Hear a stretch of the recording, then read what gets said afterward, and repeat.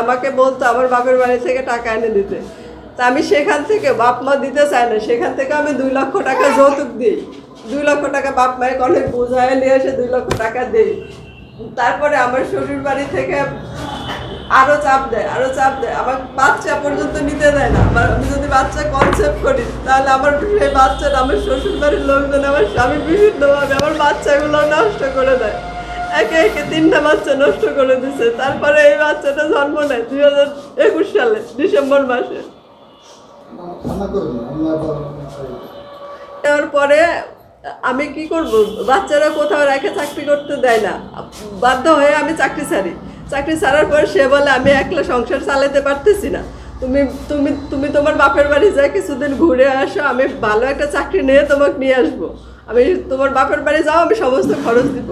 আমি যেদিন আমার বাপের বাড়ি যাই তার পরের দিন থেকে তার ফোন বন্ধ, আমার সাথে টোটালি কোনো যোগাযোগ করে না। এই খবর পায় আমি আমার শ্বশুর বাড়ির এলাকায় যাই, তখন আমি জানতে পারি যে তারা আমার শাশুড়ি, আমার এক দেওর আর আমার হাজব্যান্ড বাড়ি থেকে কোথায় যেন চলে গেছে।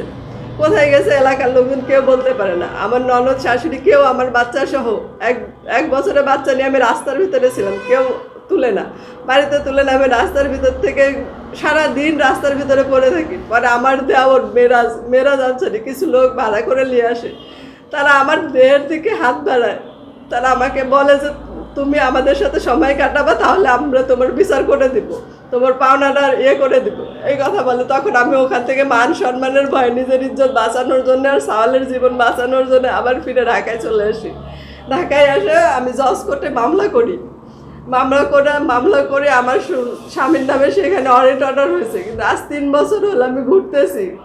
প্রথমে আমি নিয়ামতপুর থানা, আমার শ্বশুর এলাকা নিয়ামতপুর থানায় ওয়ারেন্ট অর্ডারটা পাঠাই, সেখানে কোনো সুফল না পায়। পরে আমি সাংবাদিকদের শরণাপন্ন হই।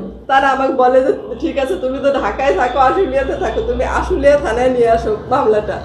আমি আবার অনেক গার্মেন্টসে চাকরি করি, কয় টাকা বেতন পাই, তারপরে আমি না খেয়ে কিছু টাকা জমায় সেই মামলাটা আমি আশুলিয়া থানায় নিয়ে আসি।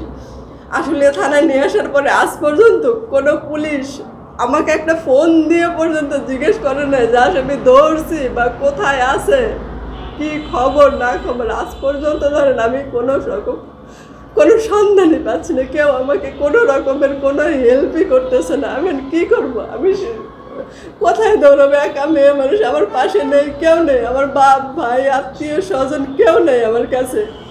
আজ বাপ ভাই আত্মীয় স্বজন সবাই আমার পাশ থেকে সরে গেছে। আমি এই দুধের বাচ্চা নিয়ে একটা অসহায় মেয়ে মানুষ কোথায় যাব, কোথায় দৌড়াবো? তাই আইনের কাছে আমি সবার কাছে আমি সাহায্য চাচ্ছি, ন্যায় বিচারের জন্য দাবি জানাচ্ছি। আমি সবার কাছে, সারা পৃথিবীর সব লোকের কাছে আমি ন্যায় বিচারের জন্য দাবি জানাচ্ছি। আমার মতো অসহায় মানুষেরা আমার কাছ থেকে সব নিয়ে গেছে। আজ আমি নিঃস্ব, বড্ড অসহায়, আমার কিচ্ছু নাই। আমার এই বাচ্চা নিয়ে আমি কী করবো, কোথায় যাবো, কীভাবে চলবো, একমাত্র উপর আল্লাহ ছাড়া কেউ জানে না। আমি সারা দুনিয়ার সমস্ত মানুষের কাছে একটু সাহায্য চাচ্ছি, আমাকে একটু সাহায্য করেন। বাড়িতে বিভিন্নভাবে আমার ননদ দেওরের সাথে, শ্বশুর শাশুড়ির সাথে কথা বলার চেষ্টা করছি। আমার শাশুড়ি একটা কথা বলে যে তুমি আমার সাওয়াল টাকা চাইলে তুমি টাকা দাও না, তাই আমার সাওয়াল পলাইছে। কোথায় আছে কে আমরা জানলেও তোমাকে বলবো না। কেন বলবো তোমার কাছে টাকা চাই, তুমি টাকা দাও না। এখন আমি কি করব আমি জানি না। আমি সবার কাছে সাহায্য চাচ্ছি, আমার সবার পুলিশ প্রশাসন সবার কাছে আমি সাহায্য চাচ্ছি। আমি ডক্টর ইউনূস স্যারের কাছেও সাহায্য চাচ্ছি, আমাকে একটু সাহায্য করেন স্যার। আমি খুব অসহায়ের মধ্যে পড়ে গেছি, আমার কেউ না। আমি ছোট্ট বাচ্চা নিয়ে কোথায় যাবো, রাস্তায় ঘুরতেছি আমি, কোথাও কোনো প্রশাসনের লোকজন কেউ আমাকে, কোনো আশপাশের কেউ আমাকে একটু সাহায্য করেন। আমার শ্বশুর বাড়িতে আমি যদি কারোর সাথে কথা বলি, আমার ননদ দেওরের সাথে, তারা আমাকে উল্টা পাল্টা গালিগালাজ করে। তুমি বিয়ে করছো যে তোমার স্বামী, সে পলাইছে, সে চলে গেছে, আমরা কি করবো, তোমার যা মন চায় তুমি তাই করো। কিন্তু মামলা করে আমি আজ পর্যন্ত কোনো সফল পাচ্ছি না। আমি সবার কাছে, প্রশাসনের কাছে, ডক্টর ইউনূস স্যারের কাছে আমি আবার আবেদন জানাচ্ছি, আমাকে একটু সাহায্য করেন ন্যায় বিচারের জন্য। আমি ন্যায় বিচার চাই।